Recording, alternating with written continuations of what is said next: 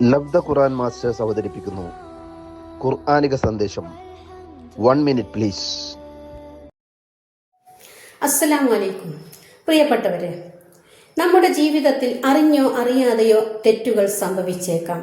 അതിൻ്റെ പേരിൽ നിരാശ നമ്മുടെ മനസ്സിനെ പിടികൂടാനും സാധ്യതയുണ്ട്. എന്നാൽ നിരാശപ്പെടുക എന്നത് ഒരു സത്യവിശ്വാസിക്ക് ഭൂഷണമല്ല.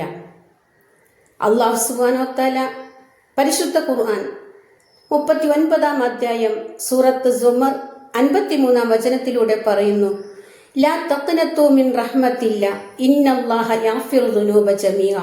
നിങ്ങൾ അല്ലാഹുവിൻ്റെ കാരുണ്യത്തെപ്പറ്റി നിരാശരാകരുത്. തീർച്ചയായും അല്ലാഹു പാപങ്ങളെല്ലാം പുറത്തു തരുന്നവനാണ് എന്ന്. അതുകൊണ്ട് അല്ലാഹുവിൻ്റെ കാരുണ്യത്തിൽ പ്രതീക്ഷ അർപ്പിക്കുക, അല്ലാഹുവിനോട് ഇസ്തിഗ്ഫാർ ചെയ്യുക.